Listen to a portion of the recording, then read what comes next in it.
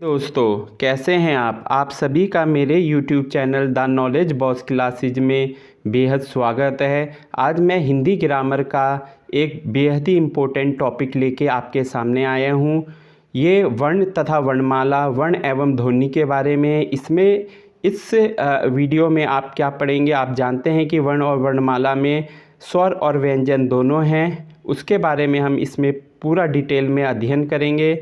अगर आप ये मेरा पूरा वीडियो देख लेते हैं तो मैं आपको भरोसा दिला सकता हूँ कि आप अपना कोई भी एग्ज़ाम हो जिसमें कि हिंदी सब्जेक्ट्स आता हो तो उसको आप आराम से क्लियर कर लेंगे। इसमें से आप मान सकते हैं कि 4 से 5 या 6 क्वेश्चन तक हर एग्ज़ाम में अवश्य पूछे जाते हैं। ये काफ़ी टफ माना जाता है इसमें से क्वेश्चन जो आते हैं उसको सॉल्व करना। तो हर कोई ये तो सोचता है कि हाँ हम आसानी से इसे सॉल्व कर लेंगे, पर ये काफ़ी डिफ़िकल्ट होता है और अधिकतर इसके क्वेश्चन जो एग्ज़ाम में आते हैं वो गलत हो जाते हैं। तो आप कृपया करके ये वीडियो देखिए। मैं आपको अब अपना वीडियो स्टार्ट करता हूँ, आप इसे ध्यान से वॉच कीजिएगा और अगर आपने ये वीडियो पूरा देख लिया है तो आपके मन में इससे संबंधित सभी क्वेश्चंस जो हैं वो आपके क्लियर हो जाएंगे और आप अच्छे एग्ज़ाम में अच्छा परफॉर्मेंस दे सकते हैं। चलो अब हम स्टार्ट करते हैं। वर्ण एवं ध्वनि विचार, ये इसका मतलब टॉपिक है।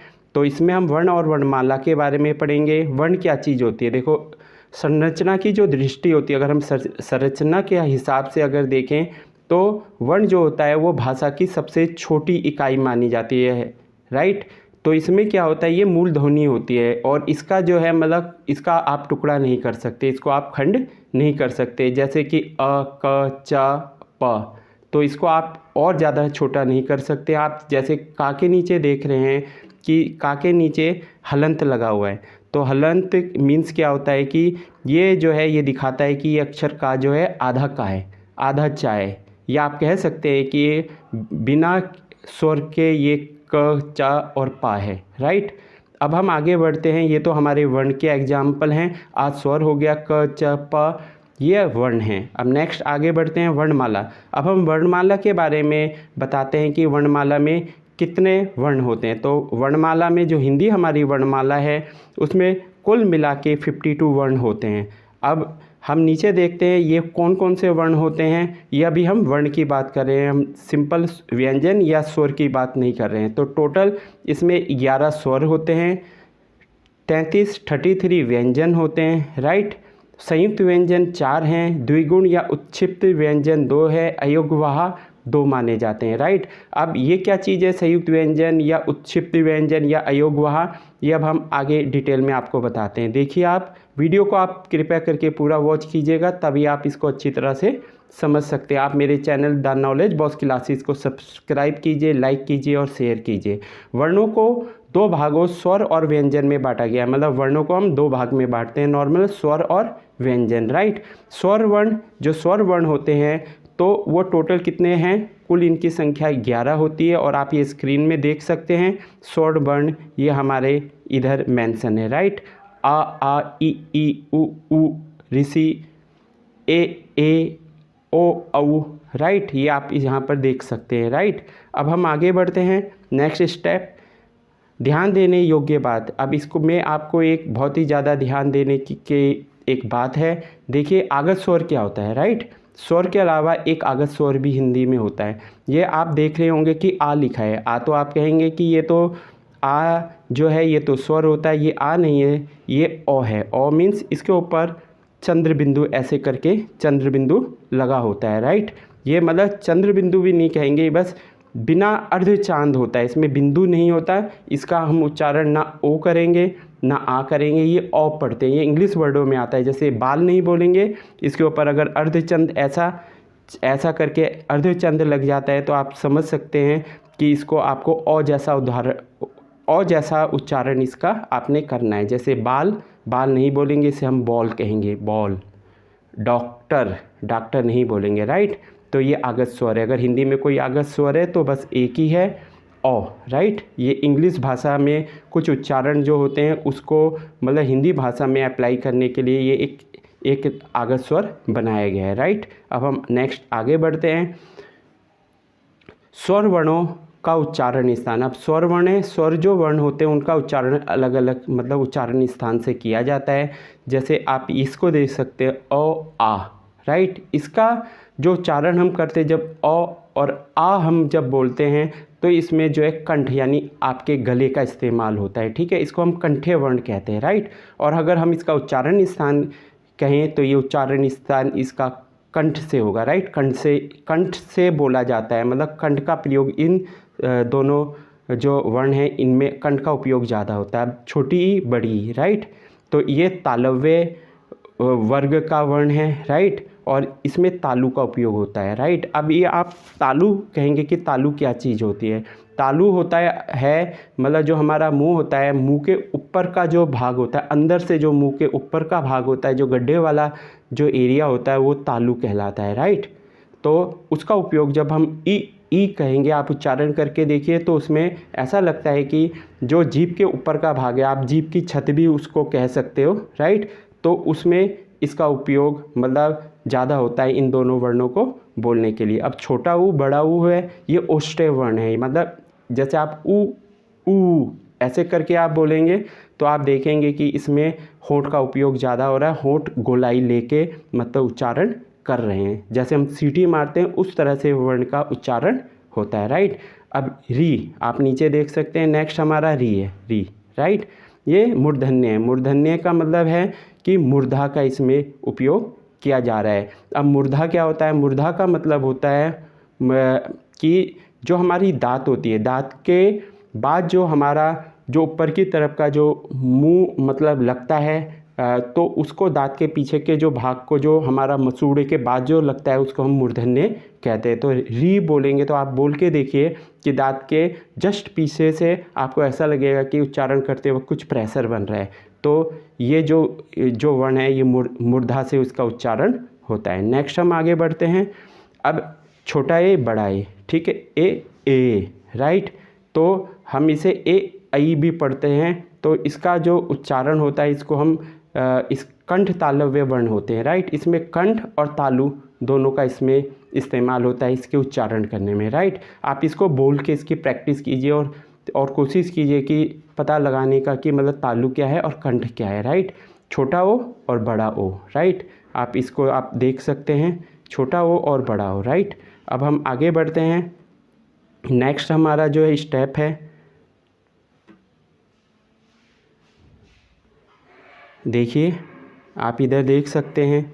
नेक्स्ट है अति महत्वपूर्ण जानकारी। इसमें आपके लिए ना अति महत्वपूर्ण जानकारी क्या है, वही जो मैंने आपको पहले ही बता दिया कि तालु क्या है। जीभ की छत को हम तालु कहते हैं। जो गड्ढा वाला एरिया आप उंगली डाल के देख सकते हैं कि गड्ढा गड्ढा लगता है जीभ के जस्ट ऊपर, राइट। तो मूर्धा क्या कहते हैं? ऊपर के दांतों के पीछे का जो हल्का सा भाग है, यानी जो दांत और जो हमारा मतलब तालु होता है उसका जो बीच का एरिया होता है उसको हम मूर्धा कहते हैं, राइट। अब हम नेक्स्ट आगे बढ़ते हैं। उच्चारण के आधार पर स्वर, राइट। जैसे स्वरों को कई तरह से मतलब उच्चारण के आधार पर और कई तरह से इसका मतलब वर्गीकरण किया गया है। तो हम अभी जैसे हम उच्चारित करते हैं यानी जैसे उसको बोलते हैं उस आधार पर स्वर वर्णों का वर्गीकरण दो भागों में किया गया है, राइट। हर्षव लघु या मूल स्वर इसको हम कहते हैं। ये छोटी ई और बड़ा छोटा ऊ होता है, तो ये हर्षव होते हैं। इसमें मतलब ये मूल स्वर है, मतलब इसी से विकसित होकर बड़ा आ, बड़ी ई और बड़ा ऊ भी बना है, राइट। तो ये हमारे हर्षव स्वर है, लघु स्वर है, मूल स्वर हम इन्हीं को कहते हैं। अब नेक्स्ट हम आगे बढ़ते हैं। दीर्घ या गुरु स्वर। गुरु का मतलब बड़ा, दीर्घ का मतलब बड़ा होता है। बड़ा आ हो गया, बड़ी ई हो गया, बड़ा ऊ हो गया। हम ऐसे ही करते हैं आजकल स्कूल्स में जो बच्चों को पढ़ाया जाता है तो इसी तरह से समझाया जाता है, छोटा और बड़ा, राइट। ऊ ये ऊ है, ये छोटा है, ए आई, ओ औ तथा ऋषि, ये सब के सब जो है हमारे दीर्घ स्वर है, राइट। अगर आप एक दो बार इसको अच्छी तरह से आप पढ़ने की कोशिश करेंगे तो आपको ये अच्छी तरह से क्लियर हो जाएगा। बहुत ही इंपॉर्टेंट टॉपिक है, आप पूरा वीडियो देखिएगा। थोड़ा हो सकता है लंबा हो पर आपके लिए बहुत ही काम का है अगर आपने कोई भी कंपटीशन एग्ज़ाम क्रैक करना है। नेक्स्ट है हमारा उत्पत्ति के आधार पर स्वर, राइट। अब ये उत्पत्ति के आधार पर स्वरों को 3 भागों में बांटा गया है। नंबर 1 हर्षव लघु या मूल स्वर, राइट। सेकंड है दीर्घ या गुरु स्वर। थर्ड है हमारा प्लुत स्वर, राइट। ये आप तो देख सकते हैं कि हर्षव दीर्घ, ये तो आप आराम से समझ सकते हैं। पर ये प्लुत स्वर नंबर 3 में क्या है उसके बारे में मैं आपको बताता हूँ। जो ह्रस्व स्वर होता है नंबर 1, उसमें मतलब बहुत कम टाइम लगता है इसके उच्चारण में, जैसे ओ, ई, उ, राइट। अब सेकंड वाले दीर्घ में उससे डबल टाइम लगता है, छोटे आ से बड़े आ में, जैसे आ, ई, उ, ए, ऐ, ओ, औ, राइट। इस तरह से इसमें ह्रस्व से डबल टाइम लगता है दीर्घ में। और प्लुत स्वर में जो ह्रस्व स्वर होता है उससे 3 गुना टाइम लगता है, राइट। प्लुत स्वर, जैसे हम इसको उच्चारण थोड़ा लंबा करके खींच के बोलते हैं, जैसे ओम, राम, इस तरह से हम इसका उच्चारण करते हैं, राइट। इसको हम प्लुत स्वर कहते हैं। अब हम नेक्स्ट चलते हैं। नोट, ध्यान देने वाली एक बहुत ही विशेष बात है, क्या चीज़ है। अब आप कहेंगे कि ये क्या चीज़ है, ये संयुक्त और संदेह स्वर, जैसे छोटा ए, छोटा ओ, बड़ा ओ, राइट, जिसे हम औ भी कहते हैं। तो इनको हम संयुक्त या संदेह स्वर भी कहते हैं। संयुक्त इसलिए कहते हैं क्योंकि जो हमारा छोटा ए है वो हमारे 2 वर्ड से मिलके बना है। छोटा आ, बड़ा आ में अगर आप इन दोनों में से किसी में भी छोटे ई या बड़ी ई को आप प्लस कर दोगे तब हमारा छोटा ए बनता है, राइट। ऐसा छोटा ओ है, छोटे ओ में छोटा आ या बड़ा आ, छोटा ऊ और बड़ा ऊ मिल के तब ये ओ होता है। यानी 2 वर्णों का हम इसमें प्रयोग करके तब ये छोटा ए, छोटा ओ, बड़ा ए और बड़ा ओ, जिसे औ कहते हैं, इसका निर्माण हुआ या इससे ये बने हैं, राइट। अब नेक्स्ट हम आगे बढ़ते हैं। आप इसको अपना जो है अपना ध्यान रखिएगा। जाति के आधार पर स्वर वर्ण, राइट। अब जाति के आधार पर अलग से हमने स्वर वर्णों को मतलब जो विद्वान है हिंदी के, उन्होंने डिवाइड किया है। जाति के आधार पर स्वर वर्ण 2 तरह के होते हैं, सजातीय या स्वर्ण स्वर। इसमें बस क्या होता है, सजातीय या सवर्ण स्वर जो होते हैं उनमें इन दोनों में मतलब क्या होता है, जो एक जाति के होते हैं उनको एक साथ रखा गया है। जैसे छोटा बड़ा, ये एक ही जाति के ना, लगता नहीं है आपको, बस एक आ के डंडे का फर्क है बड़े आ में। और छोटी ई, बड़ी ई, छोटा ऊ, बड़ा ऊ, तो इसमें लगभग दोनों सेम ही हैं, थोड़ा बहुत इसमें फ़र्क है। और विजातीय क्या होता है, इसको अस्वर्ण स्वर कहते हैं। ये भिन्न उच्चारण स्थान वाले होते हैं, मतलब अलग अलग, जैसे छोटा अ, ई, ये दोनों अलग है। आप देखेंगे तो बिल्कुल आपस में मिल नहीं रही है। आप अगर इनको कंपेयर भी करोगे तो दोनों भाई भाई नहीं लगते। ये ऐसा लगता है जैसे पता नहीं कौन आ गए आपस में मिलने के लिए, छोटा ऊ और छोटा ओ, राइट। अब हम नेक्स्ट आगे बढ़ते हैं। ये विजातीय थे। अब ध्यान देने वाली एक बहुत ही विशेष बात देखो, स्वरों का जो प्रतिनिधि रूप क्या होता है वो मात्रा होती है, राइट। स्वरों को मतलब जब हम कोई भी वर्ड हिंदी में बनाते, कोई भी शब्द बनाते, तो पूरे स्वरों का उपयोग नहीं किया जाता है कि हर जगह छोटा या बड़ा लगा दिया जाए, राइट। तो उसके प्रतिनिधि रूप जो होते हैं मात्रा होती है। जैसे कि आप इसमें मात्रा शब्द है, आप इसी में देख लीजिए, इसमें माँ पे फिर आ का डंडा लगा है, ठीक है। इसमें पूरा आ स्वर बनाया नहीं गया है कि हम कहें कि पूरा आ स्वर लगा दो, तो ऐसा नहीं है। तो मात्रा क्या होते हैं, स्वरों का प्रतिनिधि मात्राएं करती है। अब हम आगे बढ़ते हैं। अभ्यंतर या भीतरी पर्यटन के आधार पर या पर्यटन के आधार पर या मुख खुलने का, हम जैसे मुंह खोलते हैं उसके आधार पर हम स्वर वर्णों का भी वर्गीकरण करते हैं। मतलब ये बहुत ही इंपॉर्टेंट है, एग्जाम में अलग अलग तरह से आते हैं, बस आपको थोड़ा ध्यान देना पड़ेगा, राइट। कंफ्यूज नहीं होइएगा, धीरे धीरे इसको पढ़िएगा। इसको 4 भागों में बांटा गया है, राइट, आप इसमें देख सकते हैं। और हमारा जो पहला जो वर्ण है इसमें मतलब जो हमारा या अभ्यंतर पर्यटन के आधार पर है, पहला है संवृत स्वर। संवृत स्वर, इनका उच्चारण करते समय मतलब संवृत स्वर क्या होता है कि इनके उच्चारण में मुख सबसे कम खुलता है। अगर आप इसको बोल के देखेंगे और लगभग ये बंद ही रहता है मुँह, जैसा आप ई बोलेंगे तो बहुत कम मुँह खोलोगे, ई, ऊ, मतलब उच्चारण करते समय मुंह बहुत थोड़ा सा खुलेगा। तो इस संवृत स्वर है, इसे आप याद कर लीजिए।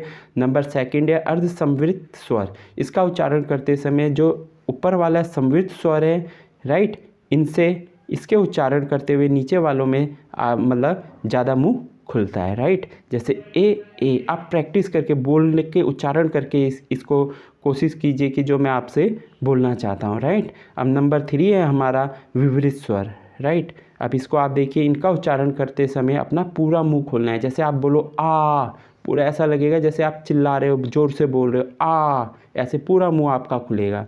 जैसे कि हनुमान जी अपना मुंह खोलते हैं सूर्य देवता जी को, जब उन्होंने अपने मुंह के अंदर प्रवेश कर लिया था और पूरे संसार में अंधकार छा गया था, उस तरह से आ। अब नेक्स्ट देखिए नंबर 4, अर्ध विवरित स्वर, राइट। इनका उच्चारण करते समय हमें अपना आधा मुंह खोलना पड़ता है। आधा, अर्ध का मतलब आधा, राइट।